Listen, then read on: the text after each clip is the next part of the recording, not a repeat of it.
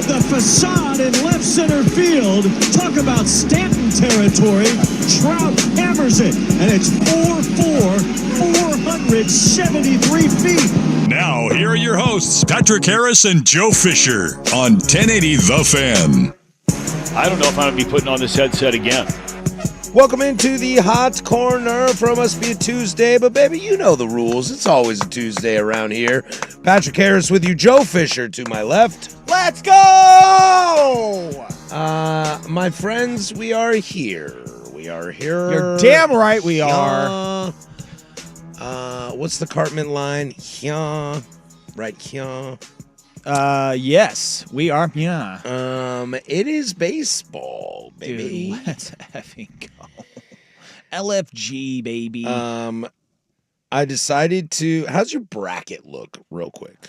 First year that I did not do a bracket. Oh, since interesting. God knows how long. And 12-year-old Joe, 13-year-old Joe, he's thoroughly disappointed. And that's one of those things that I can't have happen again. That's like, you know, I'm dying inside and I'm becoming old, and so therefore I'm not finding joy in the things I used to, and that's something I just can't let happen. Me not doing a bracket, that is a moment where it's like, Joe, you're better than that. Don't become an old man that doesn't care about doing a bracket. Come on, be better. Yeah, my bracket's toast, but So technically my bracket is perfect. I will say this. I'm 0 for 0. At the place that I drink frequently, I got roped into a women's bracket for the first time ever. The stakes are the winner gets a beer paid for by everyone else, and there's like 6 of us, okay? Okay. So the stakes are 5 paid for beers. So it's not a beer bet, it's a beer bet. Correct. Going into the Elite Eight, I had 98% correct predicted bracket. Wow. 98%. Damn, bro. You. I think Warren Buffett should have cut you a check for that one. Or Oz, whatever that dude's name, Oz the Mentalist. And the only things cheater. that I had missed 2 4-5 matchups. Yeah. I had missed 2 8-9 matchups. And I missed a 7-10 matchup. This is why you wanted to talk about the bracket. And then, little do I know, because I don't watch women's basketball, but I ran into a buddy at A-Lene, and he was like, dude, just pick chalk. So I picked chalk, but I had a big upset in my bracket. I took UConn over USC.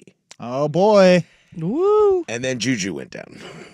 And UConn won. UConn ended. I was going to say, did I misread something yesterday? So, no, I definitely saw the last 13 seconds of that game yesterday. So currently my bracket is like 92% correct. Well, good for you, bud. Right? It's looking like you'll be getting I'm going to get yourself some beer. beer. I think that's 6. I don't know. Congrats. Good for you. That's why you wanted to bring this up, to give yourself, a humble brag, pat on the back. Patrick. Nah, we ain't taking that. That's how we do it. I did something that I'm Mr. Women's b-ball expert over there. I'm quite proud of yesterday. Yeah. I'm kind of proud of, but also somewhat disgusted and ashamed of myself with. That is non-sports related. It is food related. Ooh. The girlfriend and I didn't make dinner last night. I was hanging out with Joe Fisher Jr. and he's Joe Fisher the second, Joe Fisher Jr. the third. He's a talker. You know him. He's a chatty Cathy. And he held me up, so I got home, and I didn't have anything for dinner, so she's like, let's just get something. I'm like, well, let's get some burritos from old Taqueria El Burrito. Well, you down know I the love street. burritos. And I brought these burritos home, and they were the size of an infant. Like, they were... Usually, when you were like, they were the size of, I'm thinking, like... Secretariat horse style, if you catch my drift. I mean, an infant is still, Yeah, how hefty we talking like here, bud? I held it up the to my size of an infant. Yes. I thought you meant like infant that eat. At first, Like I it thought was you meant thi- like it The was small. size this of a big. human infant. Wow. Like I held it Wow. up to my forearm. I'm not even kidding you. From wrist And it was to all elbow. rice and beans in the top, meat in the middle, and sour cream and pico in the bottom. No, but their full job made it so that way, like one bite was all meat and rice, and then the other bite was all vegetables. So I kind of had to do some shifting along. Yep. So I ate the whole thing, and it was definitely like towards the end I was huffing and puffing, and I made it go down. And Getting then higgy with it. the girlfriend saved half of it for lunch. Well, yeah, that's what you do with giant burritos. Yes, but I was determined to finish my burrito and drink my medio litro of Mexican Coke, which is the Well, big while one. you can, before the tariffs make those like $8. Yeah, seriously. I think it was really like $5 also. On Yeah, top of the tariffs might already be in force. Yeah. And then I was curious. I was like, well, let me weigh her half burrito because I have a food scale. Ooh, I was like, let me see what a her. food scale. Yes, not just a scale, a food A scale. food scale. Yes. Yeah. It wasn't- food grade. It Very wasn't fancy. one like a triple beam or anything like Or it. like was one a- of those scales used for college activities. No. None of that. Well, it was digital. my life into pieces. This is my last. Cut my burrito into pieces. And so I was like, let me weigh her half of a burrito because I'm curious how much Yeah. this burrito weighed. Her half burrito weighed 14.7 ounces. No way, dude. Put it on the board. So even if we round down to just a clean 14 ounces, it is safe to say that I ate a 28-ounce burrito last night. You Just in the bottom of your stomach. And I was shocked. I was appalled. And like I said, I was disgusted and also extremely proud of myself. You should get on the scale. 18-year-old Joe Yeah, was you very should. proud. You should get on the scale before you eat the burrito. A human scale, not a A food human scale. scale, not a food scale. You might break it. Get on the human scale right before you eat that burrito. Dude, I'm so mad I didn't do that. Check the number and then just destroy that burrito. Don't poop yet. And then get on it and see. And then poop and get on. And give me a boom, boom, boom. That's gonna be like a Randy Marsh size poop there. 8 Keurigs. Thank you. Yeah. I 10 and a half Keurigs. That is again, I was shocked and that thought came into my mind I think later at night, like I was laying in bed and I was like, gosh, I should have weighed myself beforehand and after I ate. You're just the like burrito. lying in bed. And you I was just like, feel oh my like, God. I was like, what is it? Robert Baratheon. Just give me something for the pain and let me die. Like it was just bad. Jabba the Hutt in your bed. Oh, dude, it was yeah. I don't know if my girlfriend was attracted or disgusted in me. Like she kept giving me looks, and I was just like, do you want to do something right now? Are you into this or? Sup, baby? I don't think she was into it at all. Get yourself a girl that looks at Joe after he's had a 24-ounce burrito. Dude, I 28. 28 ounces. What's I that think in pounds? I think 24 ounces is being conservative. What is 28 ounces in I pounds? thought a pound was 16 ounces. Pound is 16 ounces. Dang, so I mean, It's it's almost 2. You're almost a 2-pound That's- burrito. Jeez. Somehow adds 5 pounds to the scale. I'm like, oh my Somehow. God. Somehow. Well, add that water weight. You start to swell up when you eat that burrito. So. And again, God. and the medio litro Coke. Oh yeah, that too. Oh, And that's so just liquid. It was like what's the planet that Luke lands on that Yoda is on? The Dagobah. Yeah, Dagobah. that's what was. It was a bubbly swamp in my gut. Dagobah. Dagobah. Yeah. By the way, have you ever done that though, where you've jumped on the scale before taking a poo and then jumped on it after? No. I jump on the scale every morning as I'm trying to like fix this body. Yep. Still no progress. I do it after the poop and the shower. That's when okay. you're supposed to know your true weight is in the morning, after you poo, after you shower. That's your true weight. Well, I definitely have done that at least once before.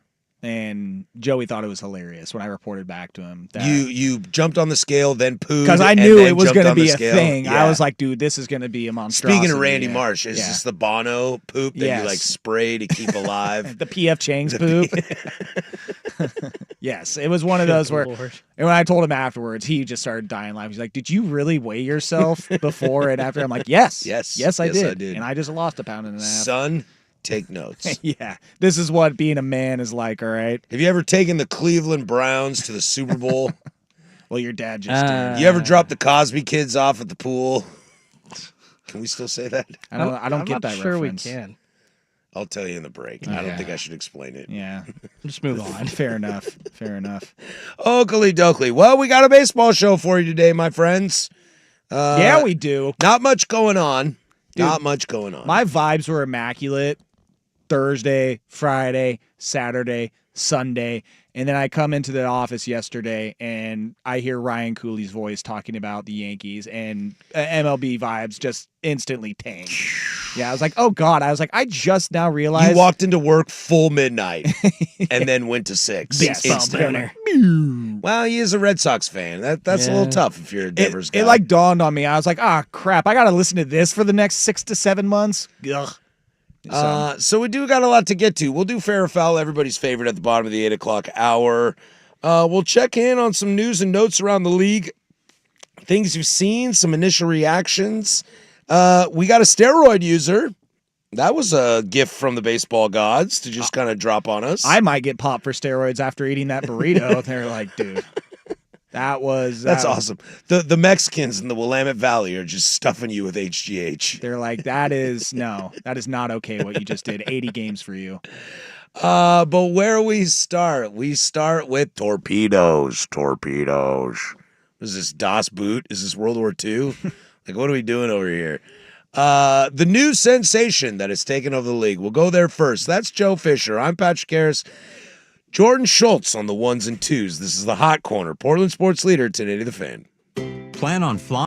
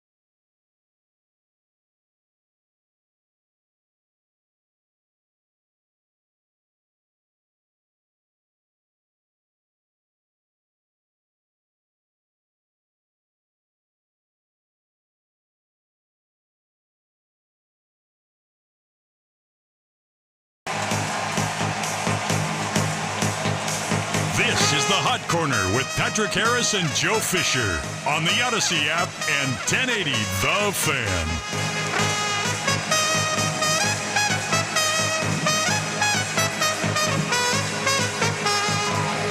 Ball 4. Ball 8. Low, and Vaughn has walked the bases loaded on 12 straight pitches. Boy, how can these guys lay off pitches that close? Spit on that thing. 7:16 here, Portland sports leader. Don't you forget it. We are live from the shadows of the historic Fremont Bridge. 503-864-6326. That is the fan text line. They'll let you interact with us throughout the entire show. Harass us. We love it.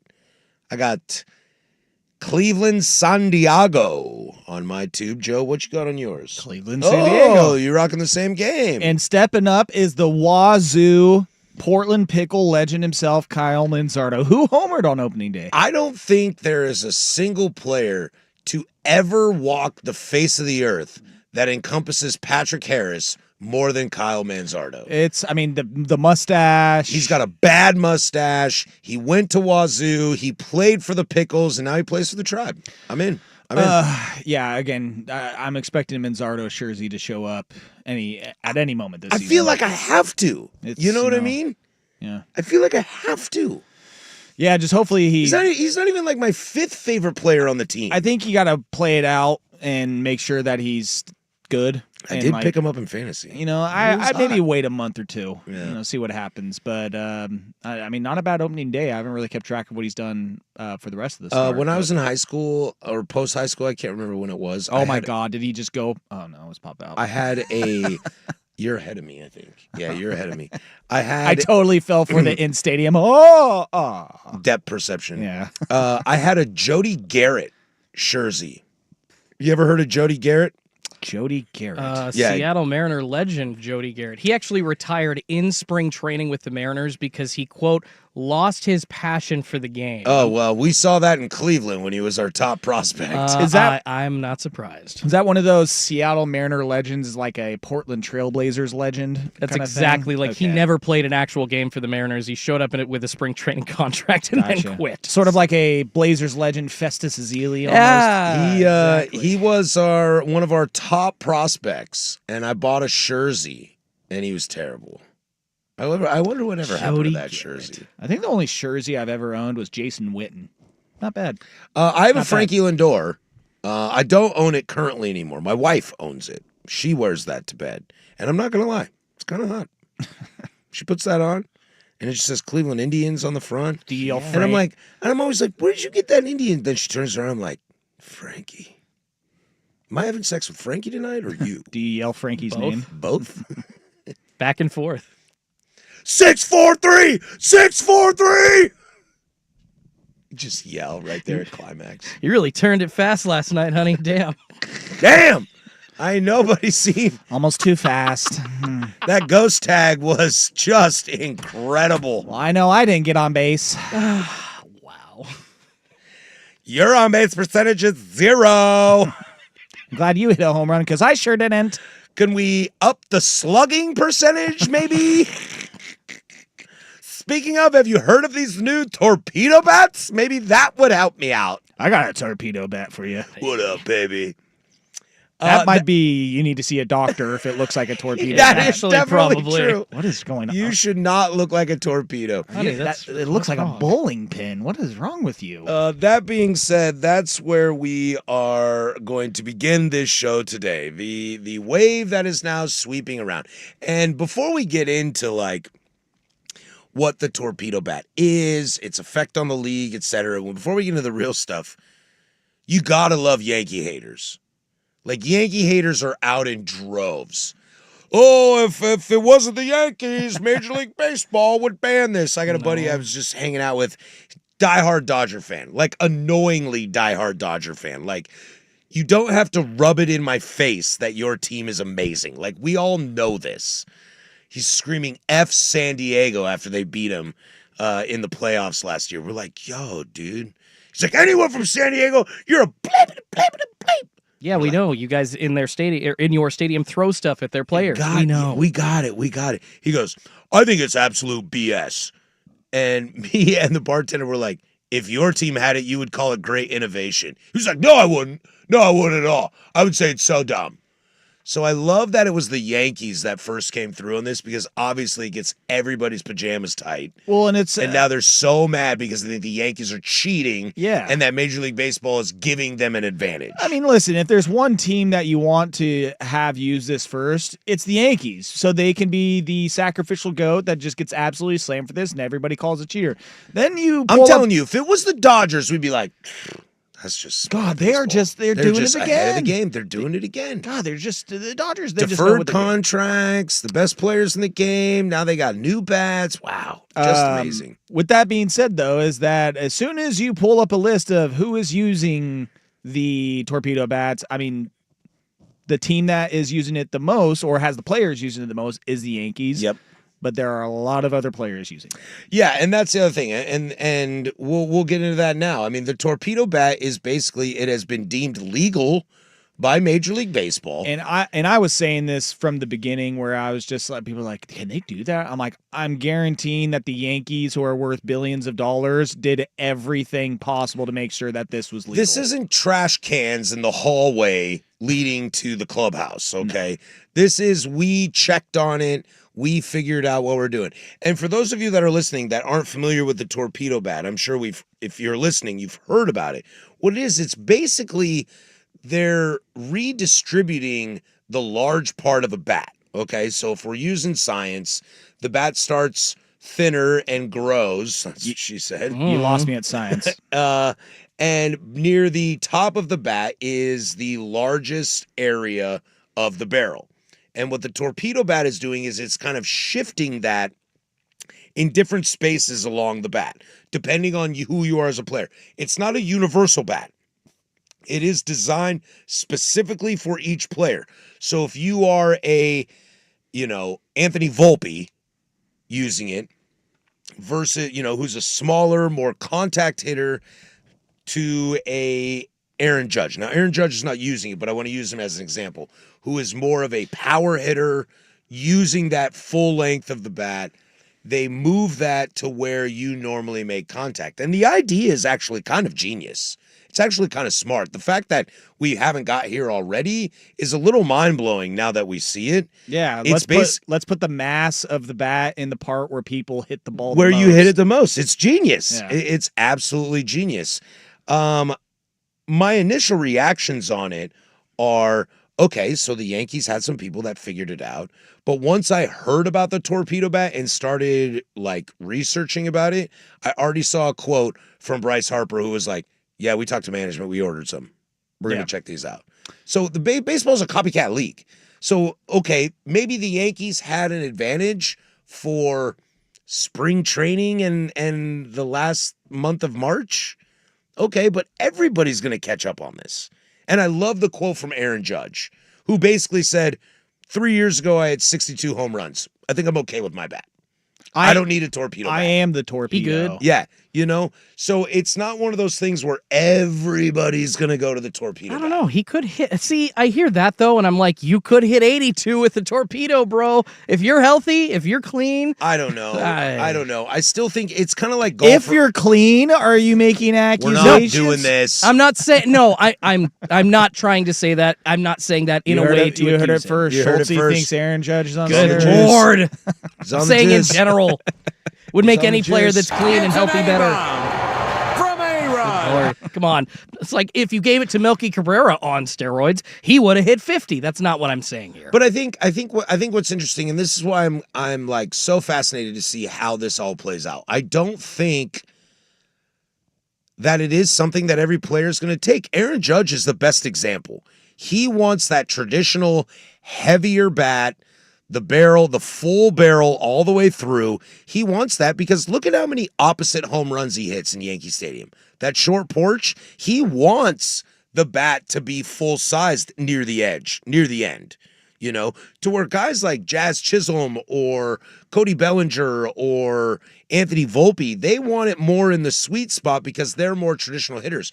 Aaron Judge can kind of spread it around the field, so he wants that full. I think it's just like golfers. It's like my pitching wedge does this, and that's what I love, and that's why I'm going to stick with it. You know what this does remind me of, though, is when dudes started using the axe handle. Exactly. I mean, it's not, it's different in the sense of like Mookie Betts uses an axe handle. Yeah, and this is different in the sense of like the axe handle gave you better grip and better like wrist hinge and swing through and everything, whereas this is giving you more pop and more essentially more power and exit velocity and making the ball just absolutely get crushed. I mean, we saw Ellie De La Cruz. He used it for the first time this season and had an insane stat line: 4 for 5, 2 homers, 7 RBIs. Just looked up his line today. You want to know what it was? I'm gonna guess a complete regression. 0 for 3. Well, I know Nathan Eovaldi threw a complete game. Yeah, shutout. 1-0. Yeah, so, 1-0. yeah. But and let's see, how many hits did the Reds get? 4, but none of those were his. He went 0 for 4. Before, what I want to get into next is I want to get into the impact of this, how we see it. Do we agree with it? Do we disagree with it? There's some great quotes that are kind of like stupid quotes, but also kind of true. There's a lot more to get into this, and I want to do that next. But the reality remains is there's something that is extremely important to know about being a hitter, no matter what your bat is. And I'll tell you that next. This is the Hot Corner. Before we do that, I'll throw it over to Schultze with sports. Now, from the George McCoy at Warren Allen Sports Desk, a Sports Center update on 1080 The Fan. First on The Fan, the Portland Trail Blazers getting their 33rd win of the season, beating the Atlanta Hawks on the road 127-113. The final, Denny Avdia going off.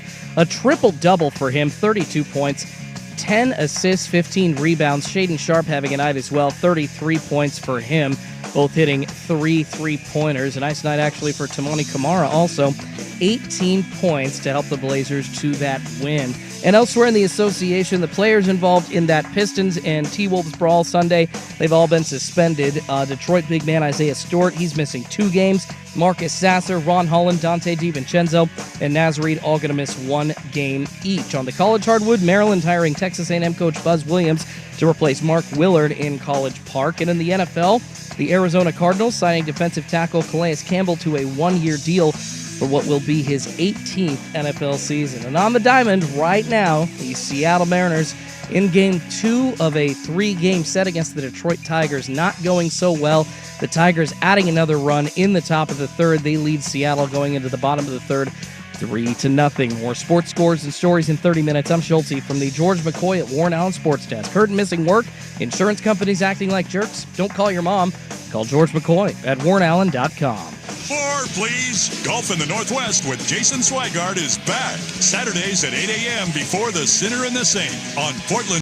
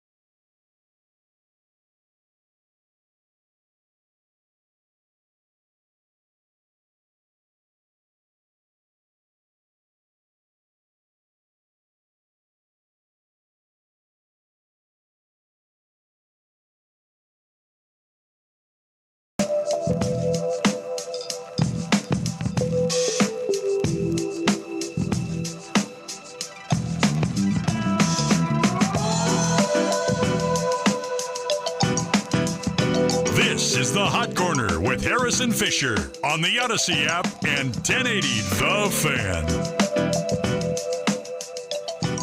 Fan. Coming up in the 8 o'clock hour, we'll take a look around baseball and see any initial reactions to stuff. We'll have fair or foul at the bottom of the hour. If we get to it, Joe mentioned, there's more updates on the Portland baseball situation. I do want to read this text, though, and we kind of touched on Hit me. it. I haven't even looked at the text line. Yeah, it's all good. Someone and again, just like reading this text in the tone and voice that I got, it's like, it's a pretty simple concept. Move the barrel mass more towards the handle so dudes who are more prone to getting jammed don't get jammed anymore. I love how, you and I did it in the segment, and then the texts are like, it's pretty, I don't know why we didn't think of this. It's like, the Yankees had an effing MIT physicist work on this, and we're all like, they made a movie about it. and we're all just like, duh. It's like I can't believe I didn't think of that. I'd be a billionaire right now. Well, if only I would have invested in Zoom stock in 2020. The MIT physicist is just sitting there like, dude, are you serious right now? I spent weeks working on this. Well, pretty easy idea, bro. Duh, idiot. You spent too much time, clearly. Life is like a box of chocolates. Yeah, I don't think we need to get too far into the weeds just to highlight that this is supposed to be the same feel as the bat these players have been swinging their entire lives. That takes more than just a couple of days of engineering, right? Making the end. So we're talking about taking the weight from the ends of the bat that aren't used in hitting and pushing them towards that sweet spot. You still have to even it out to make that bat feel normal. Come on, this is not as easy as it sounds. That guy's an idiot. And that's kind of where, general idiot. That's kind of where I want to go. I've got some quotes that are interesting, but I'm curious from you guys, your initial reaction. What was your initial reaction when you saw this? I kind of already shared mine. Was it one of this is BS, this is the Yankees trying to get an edge, blah, blah, blah, or is this more of okay, this is just new innovation? Well, it all happened pretty fast. Saturday is when everybody found out about this, really. The Yankees hit. And they put up 20 runs? Yes, yeah. This is when it happened. It was also, the Brewers look kind of bad. Yeah, it's not going great. But yeah, I feel like Saturday is when, unless somebody heard about this Friday or Thursday, whatever, but I feel like Saturday, that Yankees-Brewers, it was early morning game, started at, 11, something like that, 10:30, 3 home runs, first 3 at-bats, first 3 pitches, 4 home runs in the first inning. They scored 20 runs, and everyone's like, damn, okay. Can we put an APB out on Nestor Cortez? Yeah, poor guy. Boy. He has had a rough last few outings. If we want to move back to last I don't want to playoffs. derail, and we'll get to this in the 8 o'clock hour, but who's got a worse life right now, Nestor Cortez or Rafi Devers? Yeah, it might be Nestor Cortez. The Milwaukee media is a little easier on players, but I don't know. That's but so that happened, right? And then we hear about the torpedo bats, and I think the initial reaction is like, dude, the effing Yankees. Right. That is the initial reaction from everybody. It's like, dude, of course, the Yankees are the ones that figured this out and started using it, and they're going to cheat their way to scoring 20 runs a game.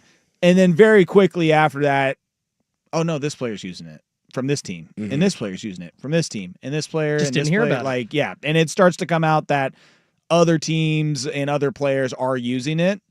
And then it quickly became, okay, this is actually something that, and that's also what I'm curious about.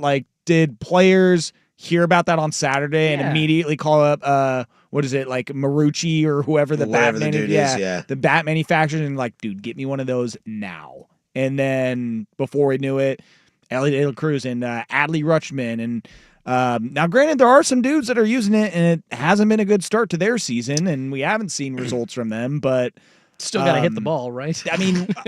Yeah, right. You still got to actually get the bat on the ball.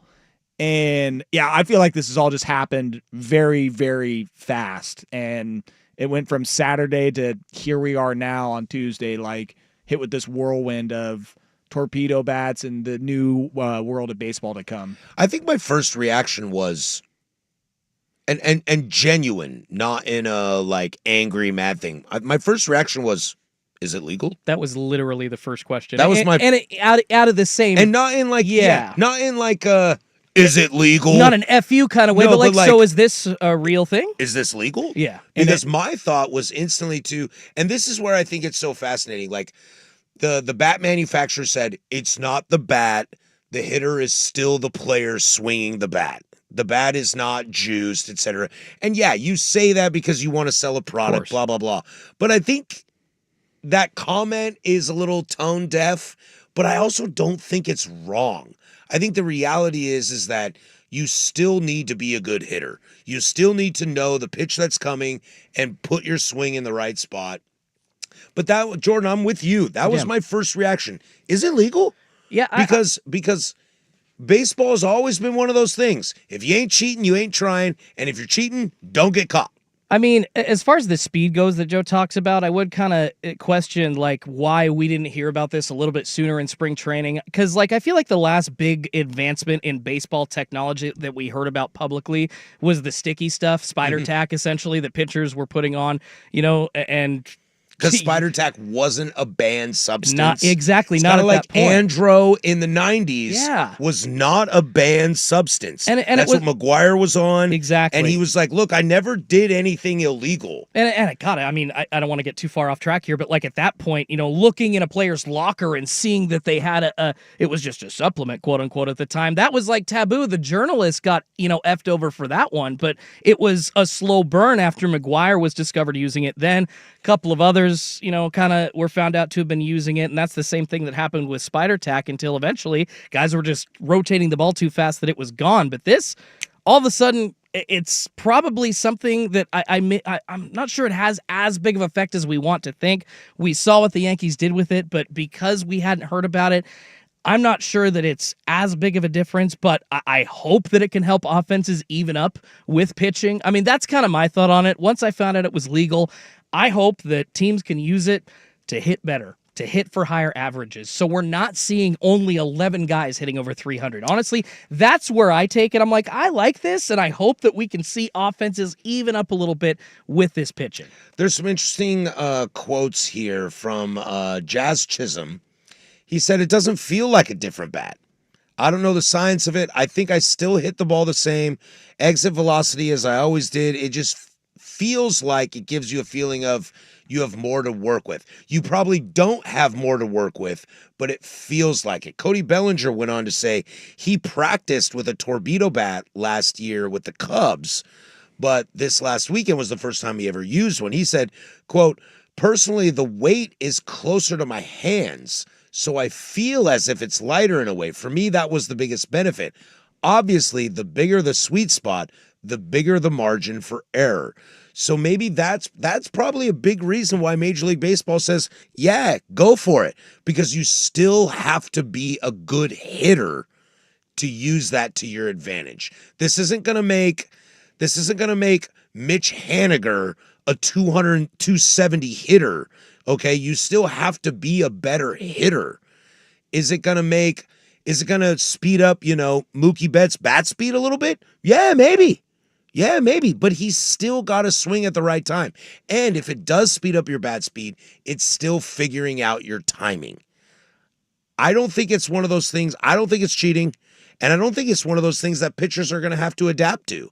I think if pitchers think they have to adapt to this, they're in for some trouble because it's still about location. It's still about fooling the batter. And if you can do that, you'll be just fine. Well, again, my initial thoughts on the whole, is it legal? My initial thoughts that went there, I was just like, dude, of course it's illegal because there's no way that the Yankees are trying to pull this. Any team is trying to pull this and without the MLB knowing, because I'm sure that. But also, in the fans' defense, MLB does things with the balls that they don't tell any about, so they kind of mess with equipment without anybody caring or knowing, and then they're like, "Oh yeah, by the way, we juiced the balls for the last half of the year." And that's the other interesting thing. We got caught juicing the balls, so are we juicing the bats? Yeah. I don't think these are juice bats, unless you cut one down the middle and there's a cork in it or something. Well, I'm gonna give you some, and this is. Again, I don't know if anybody has gone back and tracked every single at bat, and like, because they have the torpedo bat users stats, and it's my understanding that some have used it for every at bat, some have used them for some at bats, right? Like Elly De La Cruz, he just used it for the first time the other day. So these stats are the users, torpedo bat users. I don't know if they took into the equation of like, hey, here are their full season stats, or again, those singular moments where they used it. But they're saying that the batting average is 273 for torpedo bat users compared to the MLB average of 243 last year. So a big jump there. On base plus slugging, OPS 856 compared to 711 in the average of last year. And then average exit velocity 89.9 miles per hour compared to 87.8 miles per hour. So again, this is where I wonder, I'm like, okay, are these just these dudes' stats throughout the season so far? And they have actually looked and seen every at bat is using these bats. But, as far as this sample size and this number, it looks like they are making a difference in players' performance. And I think one of the biggest things is, remember, baseball's a copycat league. All right. If this is working, guys are going to do it. Yeah. When Bryce Harper's like, yeah, me, JT, and Bryson Stott, like, yeah, we got some ordered. Yep, Mariners ordered some too. Julio, Cal, and Jorge Polanco were all curious about how it feels. And I feel like a guy like Cal, I don't think torpedo bat's good for him. And I don't know. Obviously, he's a lot smarter, and Edgar, and they're all going to, like, figure out the kind of hitting. But Cal kind of speaks to me like an Aaron Judge, like a Yordan Alvarez. Yordan Alvarez, I don't think wants a torpedo bat. Bryce Harper 10 years ago doesn't want a torpedo bat. Bryce Harper now might want a torpedo bat. A guy like Frankie Lindor, carbon copy kind of guy that wants a torpedo bat. Cody Bellinger, same sort of thing. Aaron Judge, dude, I need barrel everywhere. I'm trying to mash homers. And I don't think the torpedo bat, the guys that are going to use the torpedo bat and be successful at it are not 35, 45 home run dudes. It's going to be hit for contact, hit for average kind of guys, and get that ball in the sweet spot a little better. Because a home run, again, to use Judge as the example, Judge is a righty, and how many home runs does he hit to right field? That's using the bat. And the torpedo bat is not going to give him that. Probably turn some of those into outs in that little short porch. Exactly, because he won't get enough contact not long on the enough, bat. Yeah. So I think it's no different than, Callaway or Nike or whoever doing a bunch of stuff with golf clubs. I don't think it's that. I think it's just more specified for certain guys. I'm going to push back a little bit on this because I really do think, like I said, offense is lacking. Hitting is just so far behind pitching right now. And if there's any kind of innovation, which, can you guys remember the last time we had like an innovation for hitters beyond like the pitch tracking thing, which isn't really an innovation. It just gives you, it's that technology that allows you to basically simulate any kind of pitcher and the ball moves the exact way that you're going to see. Like if you want Max Scherzer, you can get Max Scherzer's pitches dialed in and practice. It's almost video game. Yeah, exactly. It's almost a video game, but you can practice and see kind of what he's going to be like, or very close to what he's going to be like the next time out that you face him. If this is, something that is an option, I feel like a lot of lesser hitters in baseball are going to at least take a look at it. We'll see, obviously, in a couple of months if it's good or not, or if it's going to be a sustainable bat, but I think the offense needs help so bad in Major League Baseball. I'm assuming we're going to see these adopted in mass just to see if we can get more contact on the ball. If you're Juan Soto, do you need a torpedo bat? Again, there's part of me where it's like, why not? Do you need it? No, you're already really good. But again, why the hell not? I'm watching Cleveland, San Diego right now. Steven Kwan, torpedo bat, hell yeah. Yeah. Jose Ramirez, I'm good. Yeah, Give me the big boy. I'm just intrigued to see this play out more, get more of a sample size, and to lament what that texter said and what kind of the some of the technology on this is that it's supposed to help guys that get jammed up. So those guys that, if you look at their hot cold chart, like how many of them are colder on the inside pitches And is this going to help them hit those inside pitches a little bit better as well? Get better contact, more power. We'll definitely keep an eye on this throughout the season. I'm sure our great friends over at Baseball Reference will have the stats for us when we need it. So we'll keep an eye on this, and we'll report back. We'll see. I mean, I'd love to see Bryce Harper with a torpedo bat. I'd love to see him fail with a torpedo bat. You're like, I don't know. I don't know if I want this to work or don't want this to work. I mean, it's just hard to ignore the effect when Ellie De La Cruz turns around and has his best game as a pro time out using it. But you're also talking about a future superstar of the game. Exactly. That's a fair Was he point. just on that day? You know? Yeah, it's not like John Birdie went 5 for 5 with 2 homers. Exactly. But again, like one of those days, or the day that the Yankees scored 20 runs is Judge Chisholm. He had 2 of them. And it's like he's not exactly. But so did Judge and Judge hit, like, Goldschmidt 3. and Belly. Yeah, but Judge and is those guys hit home runs. Judge though. hits home runs And already. Jazz's were both shorts to right. Okay, it's a good point there. You're playing a little league porch. And like there. Volpe's, I think he was 10 of 30. Parks in MLB. Volpe hit one today that was Exactly. just over right center. I do hate those Yankee Stadium cheap home runs, but that's what they live on. Not if you got Tampa Bay Rays players on your fantasy team, because Steinbrenner Field is built the exact same. That is a fair point, my friend.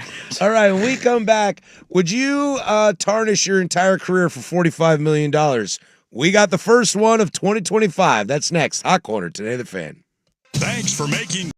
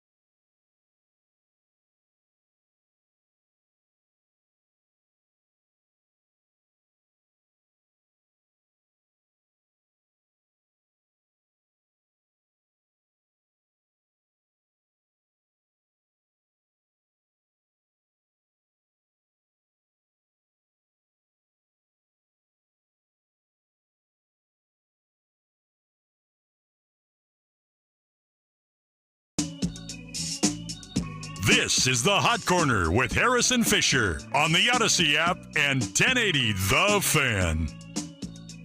Just a reminder, fans, about Die Hard Night coming up here at the stadium. Free admission to anyone who was actually alive the last time the Indians won a pennant.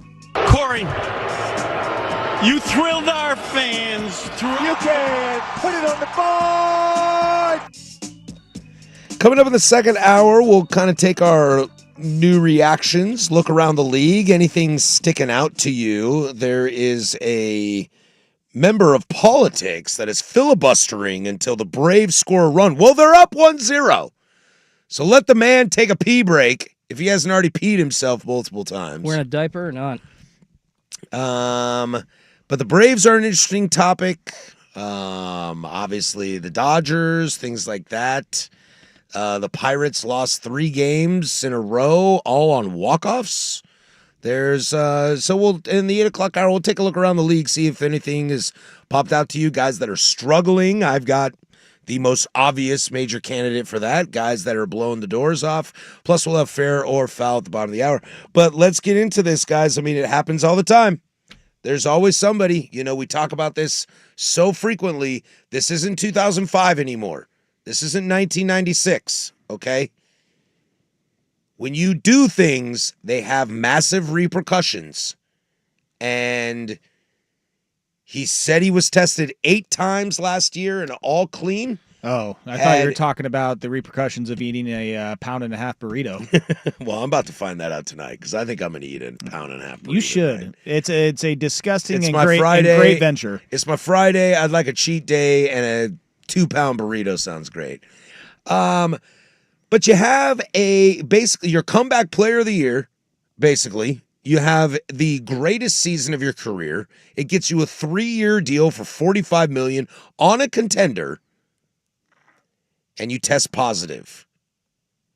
Jurickson Profar is now suspended for 80 games, cannot play in the postseason. The Braves, by Vegas, were picked to win the East. I think I had the Phillies. Did you guys take the Braves? Not that you're wrong. I don't mean that. I think I took the Braves. I think you guys took the Braves. I took the Phillies. At least none of us took the Mets. And then I think Will Ortner took the Mets because he doesn't watch baseball, there, so he just feeds into whatever the national narrative is. Whatever Stephen A. Smith says about baseball, Phillies that's Will Ortner. for you, Braves for me, Mets for Will / But you're taking the Braves though, right, Schultze? Will Schultz, Jordan Ortner. I would have said I'm now like after this probably the Phillies, but if you're going back to before the season, I would have said you'd have said. I don't think that's a bad call. I really like their pitching staff, especially if Strider is good. But Jurickson Profar, he's out for 80 games, can't play in the postseason. This is an interesting one. I was talking with some buddies before the show today about this. He was my waiver wire pickup of the year last year in fantasy. He was absolutely unbelievable. He had almost 30 bombs, hit for average on a very good San Diego offense. I loved what he did last year, and I've always loved Jurickson Profar. He was kind of a utility Swiss Army knife kind of guy. He could play left field. He could play second base. You can put him wherever you need, and he kind of put it all together last year. Now he tests positive for steroids, and if you read his statement that he made today, everybody on Reddit already knew what his statement was going to be before he posted it. You know, never would I knowingly put a banned substance in my body, but I respect Major League Baseball's decision, and I will serve my suspension. That sounds like you got busted. I could have sworn that he said, or his agent or someone said something along the lines of like, "Oh yeah, no, I worked out with Fernando Tatis last year and his trainer, and really worked on my lower body and core strength." Then he went to the San Diego FC soccer game with Manny Machado. That's all. The worst part about this whole thing is now I'm wondering, is Manny Machado on the juice? Ever since we already know Tatis got busted once he left Baltimore. Yes. He was clean in Baltimore. God, I'm sick of these excuses. I hate that they just don't admit it. I guess the big question, and Jurickson Profar, you know, it's for us losers that love baseball too much.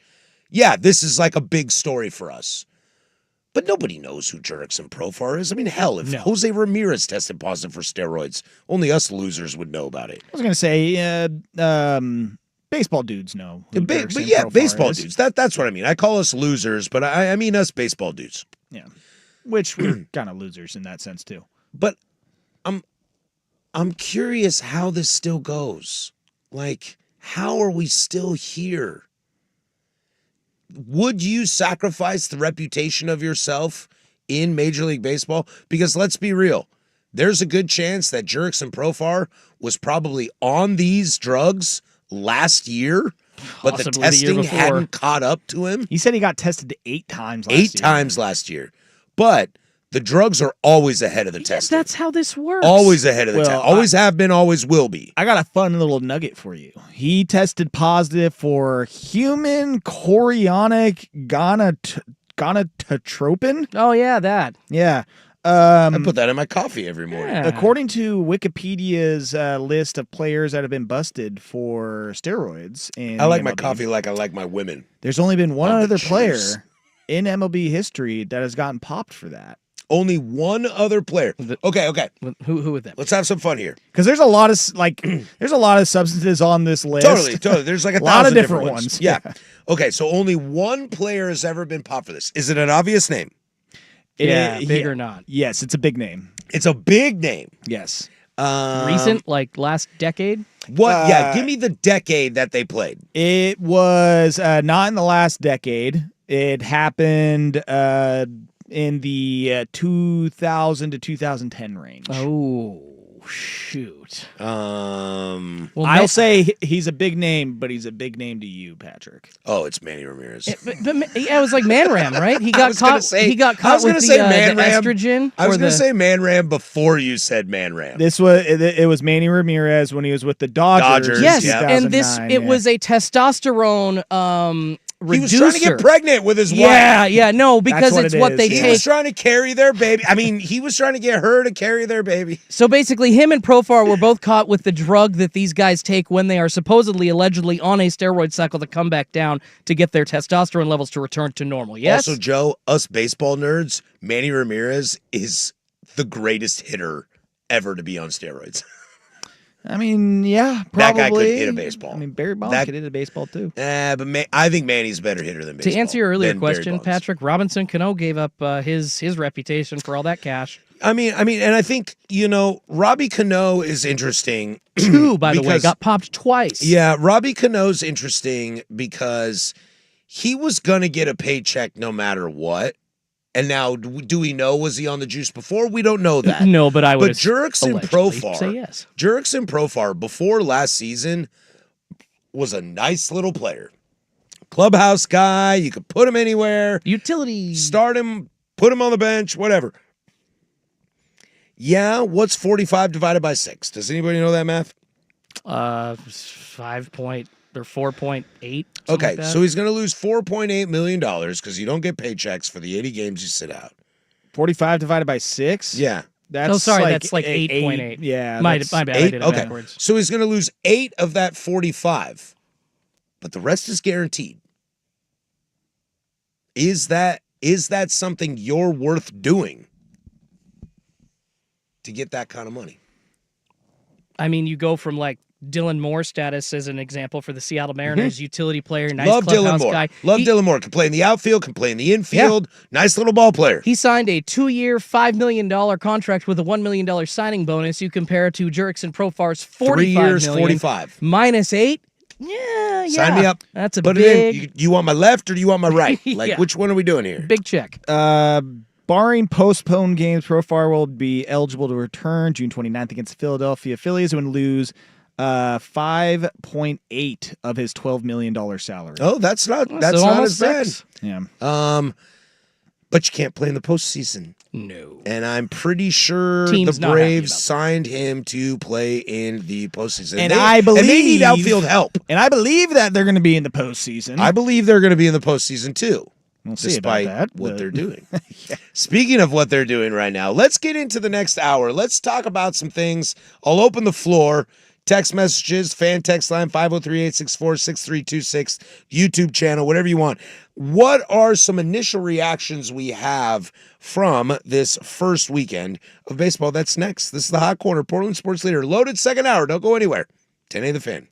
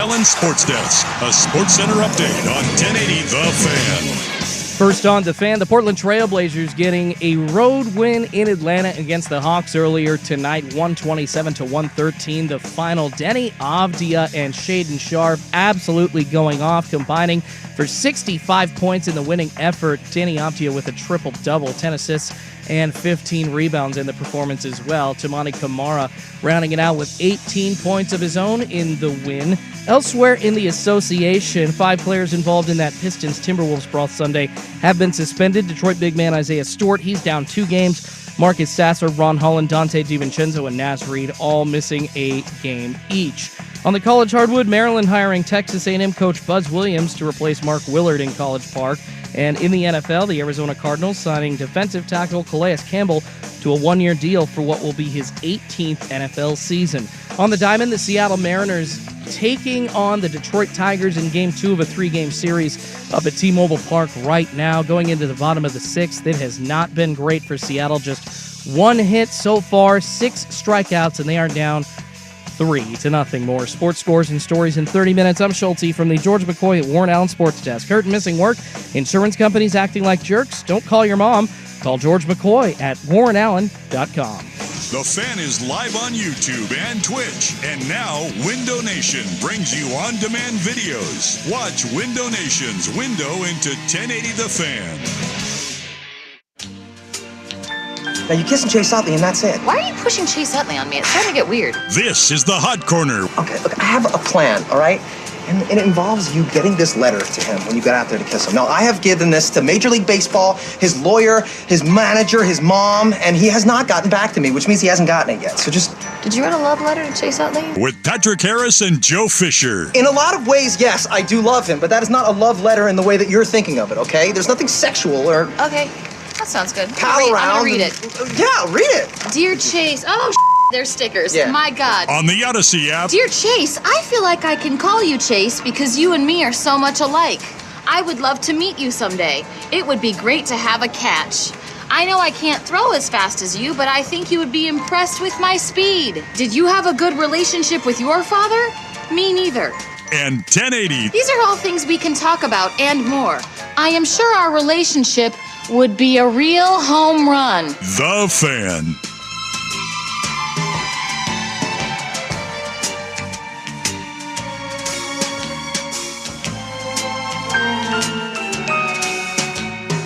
Welcome to the second hour of the Hot Corner. You're missing the first hour. You can download that wherever you get your podcast, the Odyssey app, 1080thefan.com, and any place that rhymes with Torkelson Aspy. Whatever. You know what I'm trying to say. You're stoked about Spencer Torkelson, huh? I am stoked about Spencer Torkelson. You snagged him in a fantasy league just for funds? You're fully torqued. He is a former number 1 overall draft pick. Yeah, who played terribly last year and got called back down. And that is true. He stays and keeps us up. That is true. I've got San Diego Cleveland on my tube. It is 3-0 San Diego. Joe's watching Chicago Cubs and the A's.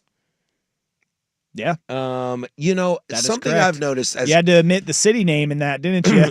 Well, they are the Athletics. That's what they're stupid. called. That's what they're called. Not the journalism site, but they are just the Athletics. But as I want to kind of go around the room and say things that we've noticed, like whether they're fun or real or bad or whatever. I watched Rays Pirates today. It's really strange to see Steinbrenner Field as a major league game. Like, just the aesthetics on TV, it doesn't look like a major league ballpark. Yeah. And I've turned back to look at this game for you as well, Joe, watching the A's, and it also it just seems weird. And I don't know if it's because, like, I can watch this and, I guess the backdrop of Petco looks kind of normal, or the backdrop of T-Mobile, or the backdrop of Chase Field, or Progressive, or, wherever. it looks strange, doesn't it? The aesthetics of Sutter Health Field doesn't do it for you? The aesthetics of George Steinbrenner Field doesn't quite do it for me. Yeah, well, watching this game, it is very bizarre whenever a hit happens and it goes and shows it That's happen. the one. I'm just like, there's nothing out there. I in saw a single outfield. into right in the Rays game today and was like, what is going on out there? Yeah, it's very bizarre. I will say that you can see the one bridge that is in Sacramento, like in certain The angles. one bridge they have. I'm telling you, there is one bridge in that city, like one cool bridge. You know, we're littered with cool bridges here in Portland, so I'm showing my bias here. We've got like 14 bridges, and Sacramento has a bridge that is cool. But yes, it is bizarre when it does flash to the outfield and shows the stadium, because there's really like no seats in the outfield. It's weird. It's a weird thing, but buckle up. I mean, that's what it is for the next couple of years. Did you see? I saw yesterday or whatever the A's home debut is, quote unquote. Everybody wore Ricky Henderson's number. Yep. And they all got introduced, kind of like football, And now, number blah, blah, blah, Luis Severino. And he came running out, and he, had the left field open, and behind left field looked like the parking lot. Like, it looked like it looked like it was Jason Swigard on the PA. And now, Spencer Torkelson from the Daimler Chrysler left field parking lot. That's what it looked like. They were running out from a parking lot. I know exactly what you're talking about. I saw that yesterday too, and when they opened up the gate for them to run through, it was a high school ceremony. It looked really bad. Did they just pull into the park, and they're stepping off the bus just right out into the field there? Like, very bizarre. Honestly, I feel like they could have done it up. You don't even have to pay anything. You could probably get people to donate these cars, but bring all your team in on some fun cars, drop them off that way. Like, the way that they did it was just so Bush League. I'm telling you, man, Sacramento has a cool bridge. That is it. I'm looking at it right now. Like, they have the Sacramento River cutting right through town.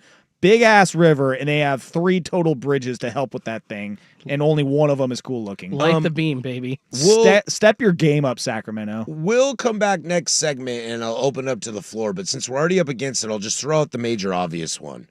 We laughed about it last segment about Nestor Cortez and his really bad, season debut, going back to the Bronx and throwing 3 pitches, and the season is over.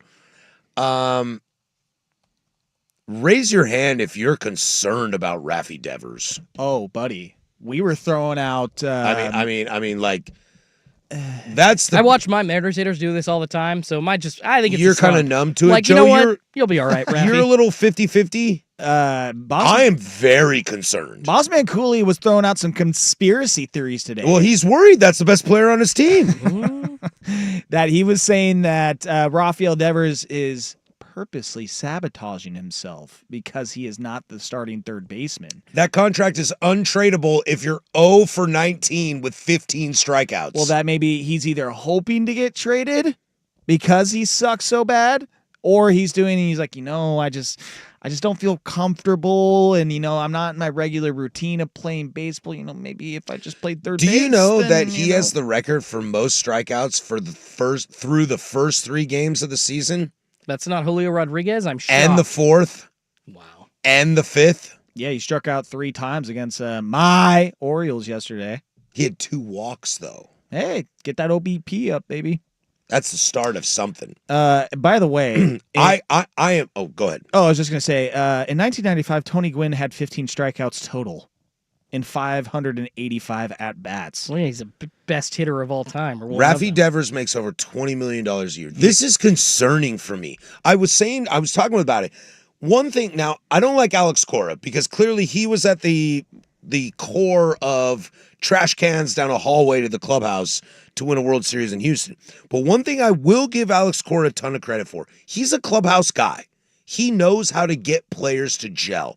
The fact that Rafi Devers came out and said, I'm the third baseman, and 3 days later said, I'll do whatever the team needs me to do, that's on Cora. And that's a huge thing for Cora. There is no way you could start Devers at third and not Bregman. And he made it happen in 72 hours. I will give him a ton of credit for that. However, Devers hitting right now, this is alarming. And the Red Sox, who have very high hopes, the second Garrett Cole goes down, everybody's thinking, is it the Red Sox? Not if you're doing this. Someone went as far back as his games last year. Nice. And they looked at his I'm games. here for it. I'm petty AF, dude. I'm here for it. The last games he played last year were September 17th through 20th. So I guess, And they shut him down for the last week or something. Sure. Yeah. So most strikeouts in a 9-game span in MLB history. Last year. 1 for 34 in those 9 games with 26 strikeouts. So Bossman Cooley needs to check his stuff because it sounds like Rafi Devers is bad at baseball. Yeah, and as you said, has an untradeable contract and has $7.5 million deferred from 2034 to 2043. I mean, 2 years ago he was the dude. He was the guy. They had to trade Betts because he didn't want to re-sign. Xander walked. And then they're rebuilding with kids, and their farm system's fantastic. And hey, the kids they got coming are going to be absolutely phenomenal. And this is what But he was supposed to be the dude to be the centerpiece. This is what we do always week 1, like clockwork of MLB season is we overreact. So we'll see if he's able to turn around. It's unfortunate he's not going to be able to face Garrett Cole this season because he loves Garrett that Cole. would turn it around for him. But again, I mean, we'll see what happens on and continues on with this season because ugly, terrible start for him. All right, we come back. We'll open up the floor. Things we like, things we don't like, just things for fun. We'll do all that next. That's Joe Fisher next to me. I'm Patrick Harris. This is the Hot Corner, 1080 The Fan. The definitive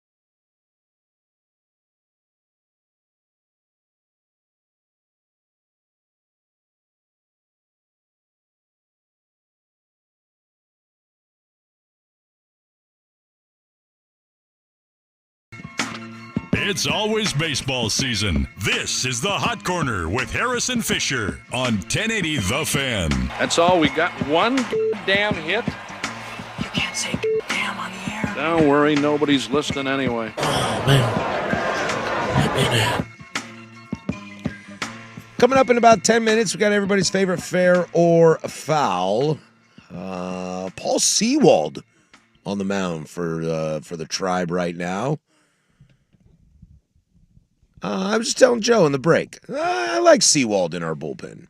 I like it. I don't want him as my closer, but we got Gaddis, Smith, and Clase, but Sewald's a good, nice little pickup. And then I volleyed back to you by saying that I loved seeing Mark Leader give up a grand slam for the Yankees to lose today.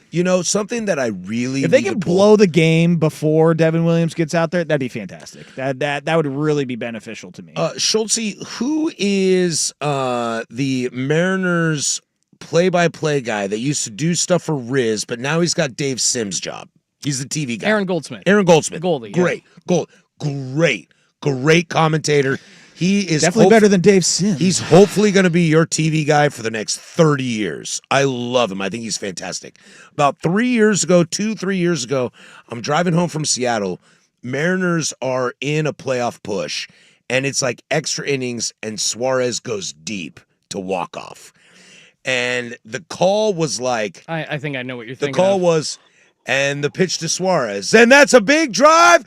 Hey, yo, Helio. Yep. Can you, when you ever got some free time, you don't have to do it now, but I would love that drop. I would absolutely love that drop. I don't think Schultze would like that drop anymore. So if you could, it hurts. If you could find that, that'd be great. I know why you want Schultze's like, yeah, I'll be right on it. And that's where we'll start this. I'm going to open the room to you guys, but I'll go first. Eugenio Suarez, like, the Diamondbacks, they added a lot. They made a lot of moves. Corbin Burns, Josh Naylors.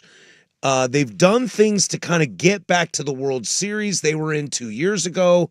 They have two Corbins. I just realized. Corbin Burns and Corbin Carroll. I mean, that's got to be the only Corbins in the league. It's been a Reddit joke. Like, they signed Corbin Burnson, and they signed... like all these different. It was a big Reddit joke for a while in the offseason. Missed those posts. But they made some moves, and Eugenio Suarez right now is absolutely hitting out of his mind. That's one thing that I've noticed so far in our 6 days of baseball that has stood out to me. Joe, is there anything for you? Obviously my bias has been watching the Orioles, and that offense is good. My boy Cedric Mullins. I like what I've seen out of him so far. I mean, I've liked what I've seen out of the offense, and that wasn't the worry to enter the season. It was the starting pitching. But we talked about it during the break a little bit ago. Kyle Tucker, man. What a start. And he's got a homer tonight. Got a homer tonight. I love it. I love it, dude. I love a redemption story. I love the redemption arc. And he is going to, if he keeps this up, which no reason to believe he won't, he's going to make himself a lot of money. Yeah, does he play right field and Judge DH? Like, what do they do in New York with Kyle Tucker? Stop. Don't even speak that into existence. Schultze, anything stand out to you so far? Save your Mariners. No, we'll save the Mariners. No. We'll get into the Mariners at 8:45. But is there anything otherwise baseball that has stood out to you, good or bad? Actually, I believe the shortening further of the pitch clock, it is down now. I don't know if you noticed this. I saw it on opening day. I believe it's 15 seconds. Oh, wow. In MLB for runners not on base, and down to, would believe it would be 18 seconds because it's a 3-second difference between runners on and runners not on. So now 18 instead of 20. So they literally shrank 2 more seconds off the pitch clock. I actually don't like that. I think that we had it at 20 and 17 or 20 and 18 or whatever it was. I wish that there wasn't as quick of a gap between hitters, because I feel like, I mean, this was just me not just at the stadium noticing that I couldn't get a beer, in quicker than an inning. That kind of sucked. But watching on TV, it seemed to go a little quick. And I'm down with a baseball game and 2.5 hours, but a 2-hour baseball game, that's a little too short. I need to savor it just a bit more. So, right, this isn't soccer. Yeah. Like, we love soccer because they're 2-hour games. But baseball, we're trying to chill. We're trying to hang out. It's a hangout. Yeah, it's maybe a drinking take time. a nap through the 3rd, 4th, and 5th inning. Am I crazy? And maybe this is like a state-to-state, ballpark-to-ballpark thing. The guys, beer here, cold, ice cold beer. Like, are they not doing that at T-Mobile Park? Is it only food? I was in able to slang out there. I was in the club level, and then I was also looking for the. So they don't have people walking around, but that hot producer money over there. Yeah. But I was also looking for the. Speaking of my hot producer money, the value $5 Miller High Life beers. Yeah. So no, I didn't. I wanted to spend money on the tickets, but not the food in the stadium, and it was just a struggle to get my $5 beers without missing 6 hitters. Ice cold Rainier, as cold as the Rainier Mountain. Some negative things that I've come across. I think they're going to be great. I'm not too worried about it. But boy, the Braves offense looks rough. What? Yeah, it looks rough. I mean, they got dude after dude. Saying this because they're my division winner. No, they got dude after dude after dude. And yeah, it sucks to play the Padres and then go to the Dodgers. Like, that's not a fun way to start the year. But Matt Olson had a bad year last year. Albies was hurt last year. Acuna obviously out all year. Harris dealt with some injuries. My cousin Riley was really the only shining spot in that offense last year. They're all healthy, and they're off to a very, very slow start. And I do think they're a playoff team. I'm not worried about them. I think they will go to the playoffs. Joe, I don't think you picking them to win the division is a bad call. I think they still can do that. But this is how you win and lose divisions. It's these games in the beginning of the year. You know, in the dog days of summer, it's like letting 4 or 5 games slip.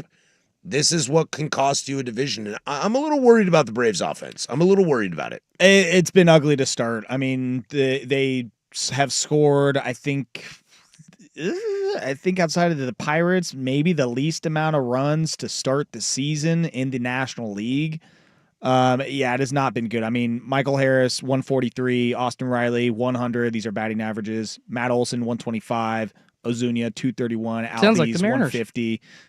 You said it, not me. But yeah, it's been tough. I mean, Schwellenbach did look good on the mound the other day. That's my boy. And so, I mean, maybe it's just some of these guys are coming back from injury. They still have some bad tendencies to work out. They're up 1-0 on the Dodgers right now, so clearly the hitting is not improved overnight. They have 1 hit, but the Dodgers have 1 hit. So, I mean, pitching so far has been their strength. Chris Sale has been great tonight so far. Been great to start the season, but yeah, the bats need to start clicking in Atlanta. Anything else you got, Joe, from a negative aspect? Anything you're worried about that you've seen so far? Man, I was pulling up batters today that have 0 hits because the Devers talk was obviously the big one, but guys with at least... Gunnar Henderson has 0 hits. Yeah, man, he sucks. He also has 0 plate appearances, but I'm worried about him. See, and that's one gets me just real hot, is that the Orioles offense is looking good, and my boy Gunnar hasn't even played yet. I know, that's scary. Love it. So scary. But as far as some guys that have had double-digit at-bats to start the season and 0 hits, one of these should not surprise you. It's the first one on this list. Javi Baez. No, it is Chris Bryant. Good Lord. Man, you know, sometimes I get real excited when that name comes up. I'm like, Chris Bryant? That guy's so right. Yeah, man, that want to talk about a dude that was just on top of the world back in 2016. Rookie of the Year, MVP, World Series. It has just been traded to the rough. Giants, played really well for the Giants when he got traded. Took weird money to go to Colorado, but we were like, well, he'll rake in that stadium, and then died. Yeah. Wilson Contreras, 0 for 19. Yeah. Did you see him eating his batting tape the other day? I did see that. Yeah. He clearly need to rip it off, and dude, you could have thrown that aside, but he was like, no, I'll just throw it in my mouth. Munch on it. He needs to be tested. There might be some substances in that tape. Yeah, he has fallen really hard. Since that trade to St. Louis, man, it sucks. He seemed to be their new Yachty, their new staple of that team, and boy, it's rough. Yeah. 0 for 17, Carlos Correa. Look, we're about to have a wake for the Minnesota Twins. They won today, but they do not look good. Death, taxes, and Royce Lewis is hurt, so we got that going for us. Carlos Correa. Look, outside of Kyle Tucker, have the Astros been right about letting every player go? Springer had that first good year in Toronto, but since then has been garbage. Correa, the Giants, bullet dodged. I mean, the only one that they've been wrong on is Kyle Tucker. Yeah, and Bregman will probably rake this year. Do you see Bregman just absolutely smash his face on the ground yesterday? Yeah. And then commit an error immediately after that because he was probably concussed. But, dude, it was like, it was full face slam right into the dirt. I was like, oh, dude. Couldn't happen to a better guy. Right on the schnoz. My God. I still don't get the Jose Altuve and left thing. Like, did he immediately overnight become a bad fielding second baseman? I don't get it either. I think it's because they want to try some young kids at second base. That's dumb. You usually put this is like, I remember way back when Lloyd McClendon got a bunch of crap for putting former second baseman Dustin Ackley in left field as Dustin Ackley was kind of teetering down. That turned out to be his position. Well, yeah, did you hear, if you remember the answer that Lloyd McClendon gave as to why he was doing it, because that's where I want him, which usually means he's not a very good defender, and we're putting him out there because left field is always forgotten about. It is just astounding to me that isn't Altuve a former Gold Glove winner at second base? Am I making that one up? Yordan Alvarez played left field today. I think as Joe, I love that you bring up Carlos Correa. I think as we talk about, knee-jerk reactions about what's going on in the season, it's just been 6 or 7 games, whatever. What we've seen over the last few days of teams that had the potential to be contenders, the Twins are alarming already out of the gate. Yeah, Billy Ober got... Ooh. That was close. Billy Ober got lit the other day. He got lit so bad, I almost needed a dump button. He got lit the other night. Correa is bad. Royce Lewis is hurt. I don't know what Buxton is doing, but it can't be good. And you're getting smoked by the White Sox. The White Sox are going to win 50 games. And you just gave them 3. If there's a team to be worried about out of the gates, and we'll talk about the Mariners at some point, if there's a team to be worried about out of the gates, I think it's the Minnesota Twins. Yeah, they've scored the second least amount of runs in the American League to start the year. And I got an $80 payout at A for the Tribe winning that division, looking pretty good right now. The 2 teams that have scored the least amount of runs this season are the Houston Astros and the Atlanta Braves. But we're not giving up on the Astros. That's death by 1,000 cuts. I'm sure as hell not. We'll wait and see how it goes. They still got some guys. We'll see what their kids do. But yeah, I mean, as far as other players that have started over, I mean, there's some guys, not as big of names, but I mean, San Francisco's Lamonte Wade, Mason Wynn in St. Louis. Those are a couple others. Some dudes that have started slow.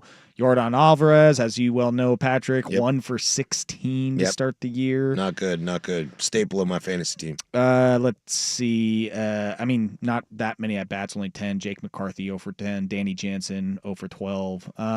But yeah, those are some dudes that have not gotten a hit this year so far. But I mean, Bregman also has not started off too hot hitting the ball either. I just looked up 5 for 22. So, I mean, really, Kyle Tucker is the only, new face and new place kind of guy from the Astros, that is actually doing something, which go figure. Big shocker there, folks. Francisco Lindor 1 for 15. Hey, don't you talk about Frankie that way. Hey, I'm just saying. All right, we'll keep those going over the next few weeks as the baseball season keeps getting into full swing. But when we come back, we'll get into fair or foul, everybody's favorite. But first, we'll throw it to Schultze with sports. Now, from the George McCoy at Warren Allen Sports Desk, a Sports Center update on 1080 The Fan. First on The Fan, the Portland Trailblazers getting a road win in Atlanta over the Hawks, 127-113. The final, Shaedon Sharpe leading the way with 33 points. Denny Avdia, he contributed 32 and a triple-double, 15 rebounds and 10 assists for him on a career night as well. Tamani Kamara adding 18 points in the win for the Blazers. On to more news in the association. 5 players involved in that Pistons T-Wolves brawl Sunday have been suspended.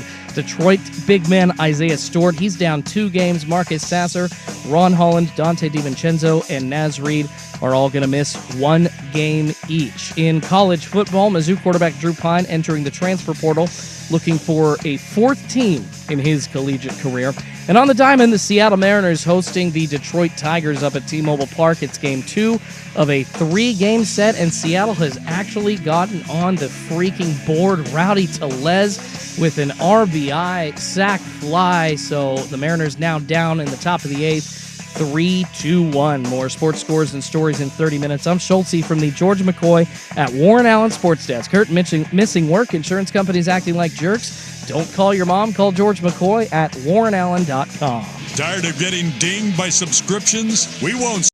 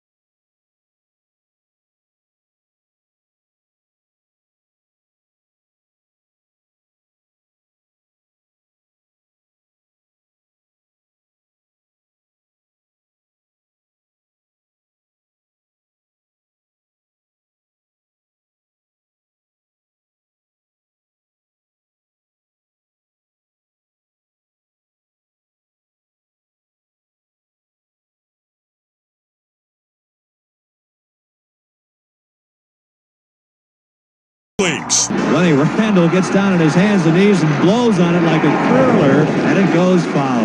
And what our distinguished hosts think about the stories that popped up around the big leagues. But he got down on his hands and knees and literally blew the ball across the foul line. This is Fair or Foul on the Hot Corner on 1080 The Fan.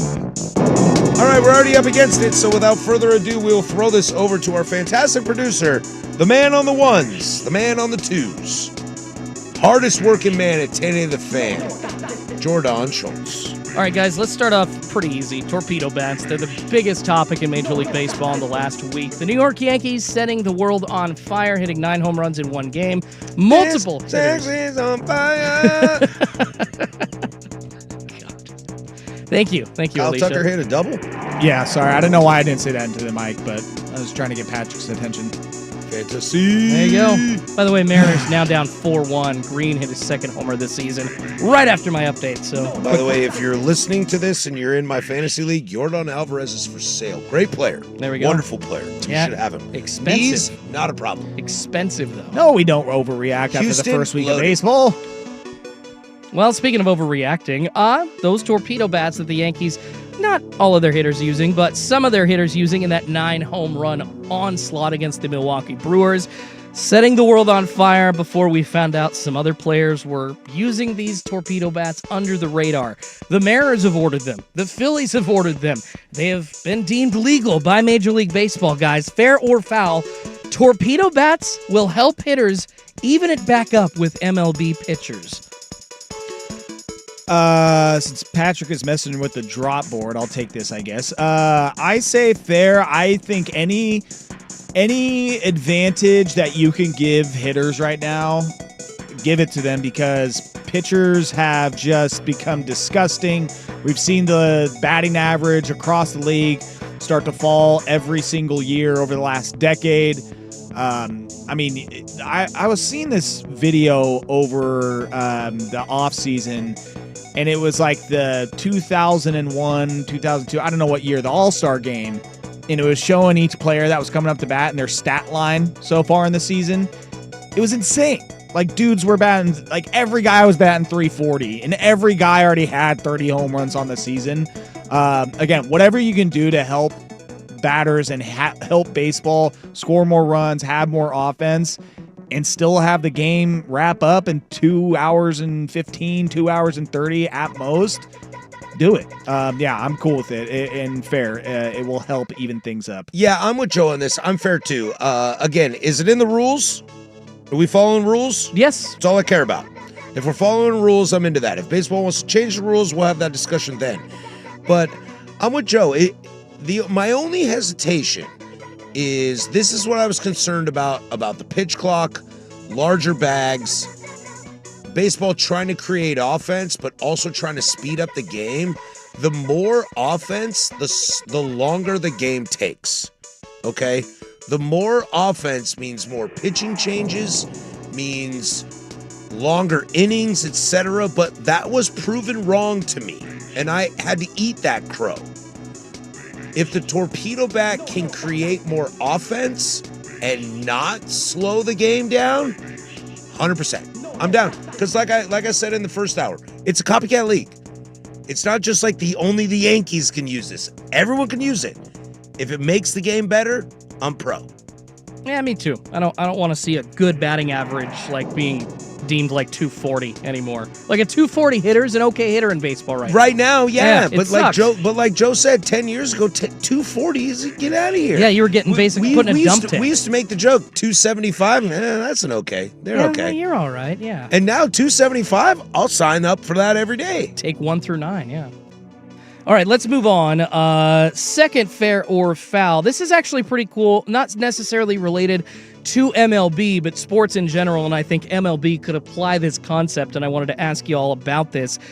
Juicy story from ESPN, guys. Coastal Carolina University, they have done something for the first time in, I think, any sporting event's history. Like, so when you go to a live game at Coastal Carolina, they're kind of known because they're one of the handful of teams in college football that has that like colored turf. They have it teal. Like the sea green. Yeah, it's like teal or sea green or whatever. Obviously, Boise State has their blue and Eastern Washington has their red. So Coastal Carolina already known for that. In the Northwest, what? But guys, they are implementing a Feast for Free program.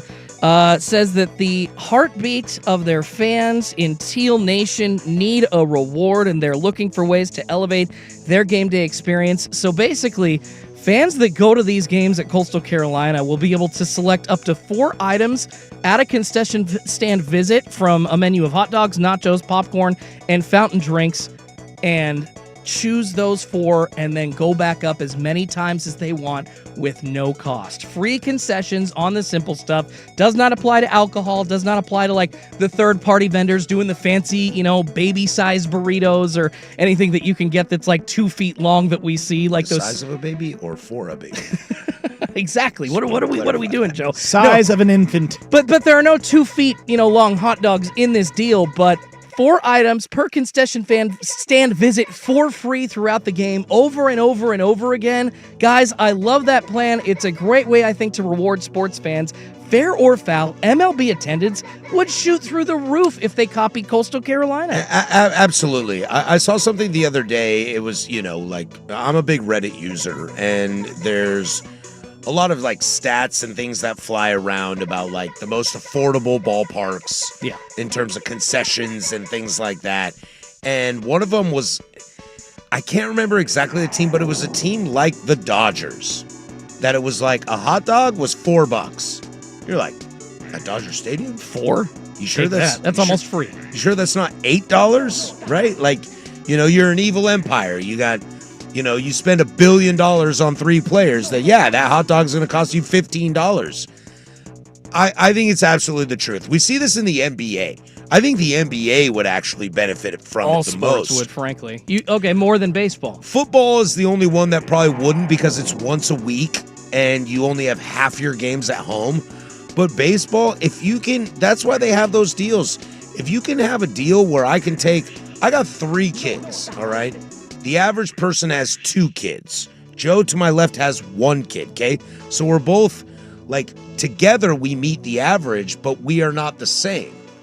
If you can tell me that I could get outfield bleacher seats, 5 hot dogs, 5 sodas, and 5 popcorns, and I can get out of there under $60, I'd go twice a month. I'd go 10 times a year. Without a doubt. The problem is as my friends at Wu-Tang used to say, capitalism rules everything around me.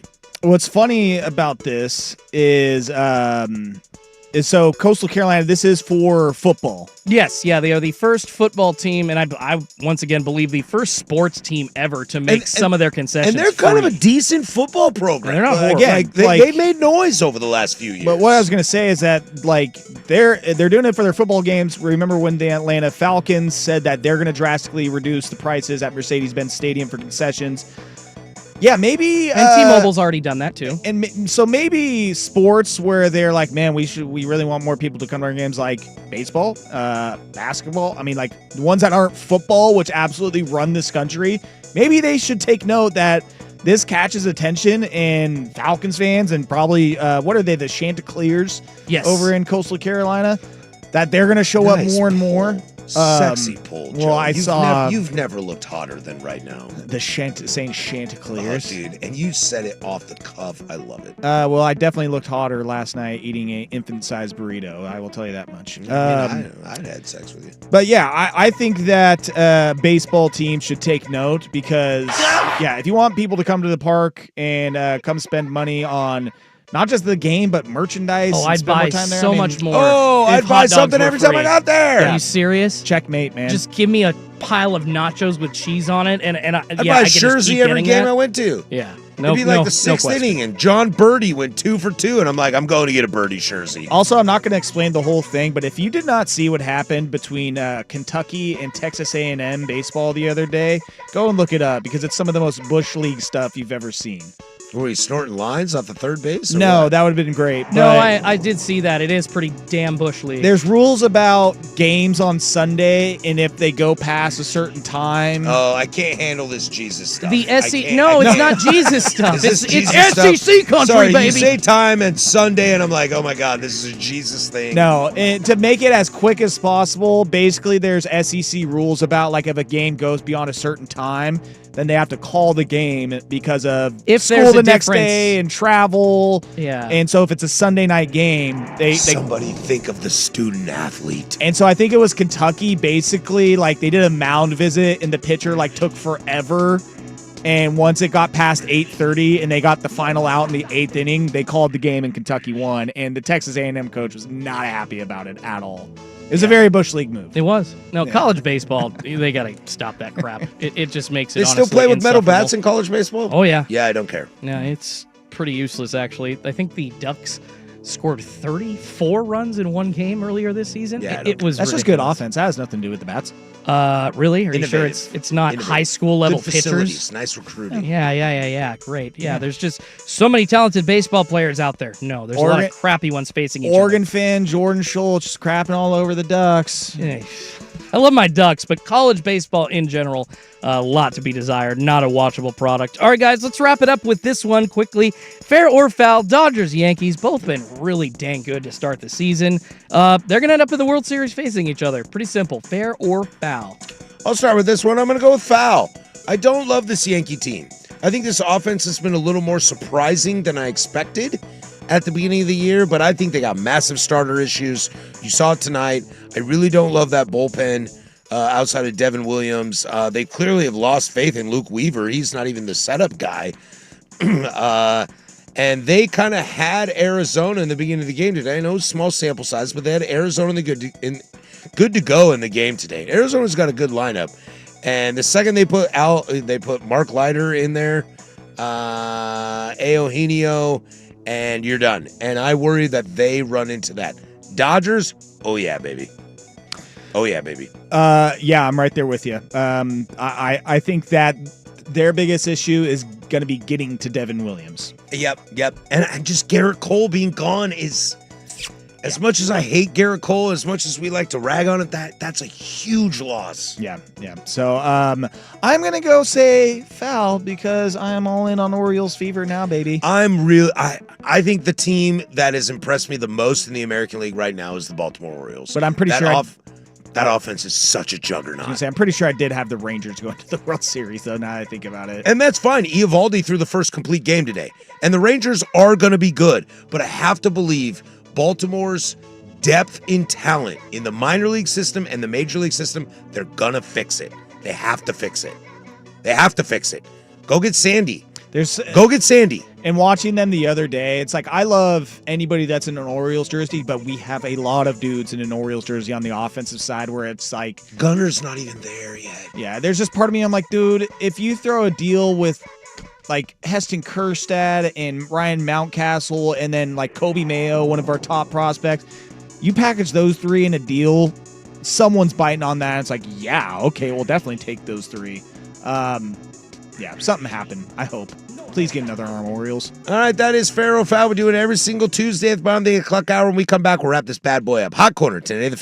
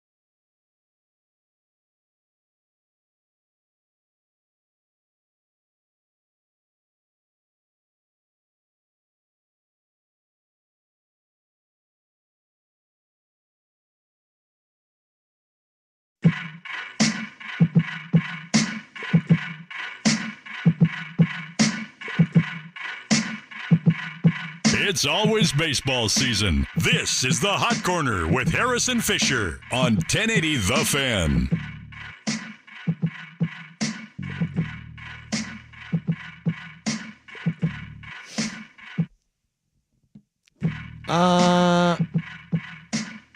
Not a good start from Logan Gilbert tonight. Well, he did strike out 10. He had 10 Ks tonight? He did. Honestly, he gave up 3 earned like right away. 3 earned ain't that bad. No, but when you're on the Mariners, that's like 20. But generally, 5 innings pitched, 3 earned runs, 10 strikeouts on 92 pitches. Yeah, that's a pretty good night. Guys, I'm going to pull up the Mariner box score. It was 3 runs early. I don't think they all came in the first, but it was like 3 runs early enough to where it's like, oh, this might not be Logan's night. And then he goes on to strike out 10. Which, you're right, Schultze. 3 runs for the Mariners is... That's all we got. 1 damn hit. You can't say damn on the air. Don't worry, nobody's listening anyway. You got 1 hit and it's Victor Robles? Yeah. Yep. See, what's funny, when you look at the box score and you see like, oh, 1 run, 1 hit, who homered? It's like, oh, no one. They got a sac fly for the run scored. And yeah, thanks, Rowdy Tellez. Yeah. At least they got a run on a sac fly. I'm pretty sure. Rosarena was on base. He took a walk. I'm trying to be the... Hey, there's 4 walks in this game. Hey, that's a good eye. Yeah, how many strikeouts do they got so far, though? That'd be 7. I'm very much trying to be the one person tonight that is very like, hey, it's the first week. But there are some teams and some performances out there so far to start the season that really make you go, yikes, this is not good. I said the Twins. Yeah. I'm really concerned about that. Again, the Devers start is just like, Devers boy. is absolutely disastrous. But this Mariners offense start, again, this does not leave you with a lot of confidence that this is going to be a drastic change in difference from what we saw last year. I think one of the hardest things with what you're talking about, Joe, is we've seen this over the last few years, not just on this show, as a little Mariner focused, as they are the semi-local team, we do like to check in on them. But you hear it from the national pundits, and you just have to have ever watched a baseball game to see this Mariner team struggle offensively. Okay, we've talked about it ad nauseum for years, all right? Big thing over the remember, Randy Arozarena has been the greatest shot in the arm to the Mariner offense since Cal Raleigh and Julio Rodriguez were born. But to watch it again happen, I watched the other night when Randy Arozarena hit that bomb to go up, and he already has the bat throw of the year. Oh, yeah. I watched that game, and he hit that, and I was so excited to see it, and I went, oh, no. This is it. This is going to be it. And you can already tell. To know something is going to happen is one thing. To have to watch it happen in real time is another. This team's not very good. They're striking out a lot. First series, 4 games against a very mediocre pitching staff. Edgar Renteria, 41 freaking strikeouts, guys. Edgar Martinez could be a fantastic hitting coach. But if you can't hit to begin with, I can't teach you to hit. It's like the NBA. Dame, you're a wonderful player. I can't teach you to play defense if you don't know how to play defense. Yeah, they currently lead the American League in strikeouts. Of course they do. 57. Yeah. 2 more. And this does not equate today's action. Yeah. Which actually the Red Sox didn't play today, so I think the Mariners, unfortunately, get a little lucky on that one. And the next closest team besides the Red Sox is the Tigers, who definitely have not struck out as much. Not striking out today. Yeah. As far as average goes, let me take a peek here. Baltimore Orioles. Oh, look at that. They have the best average in baseball. And then the worst average in the American League, the Seattle Mariners at 169. I have to dispel this. Our friend Eric here on the YouTube chat, I think he comes down to the stadium. I think they hit better on the road. No. Singles, doubles, triples, everything outside of home runs you can do in every stadium in baseball. Yeah. You do not have to be a home run juggernaut to win games. They've had almost you have to no hit doubles. balls where people aren't.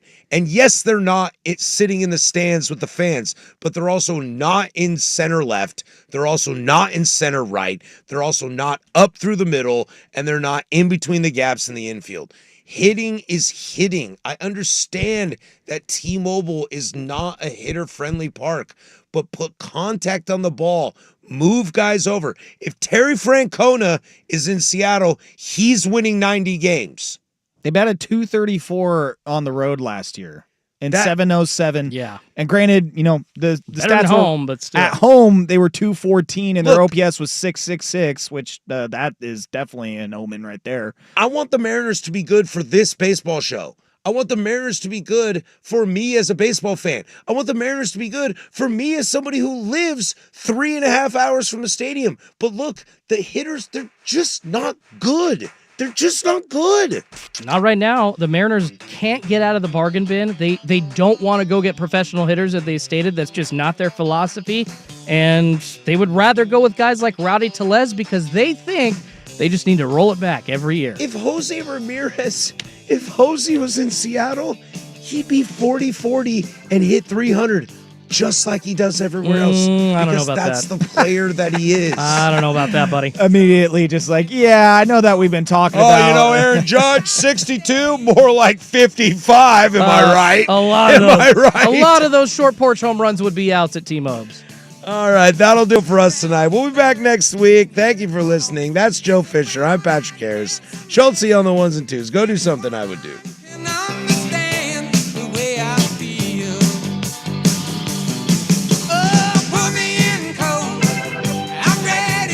Do you ever wonder what journey your old technology takes when you donate it to Free Geek? Free Geek safely and securely refurbishes locally donated technology and gives it back to our community at low or no cost. Your donation helps to bridge the digital equity divide in our most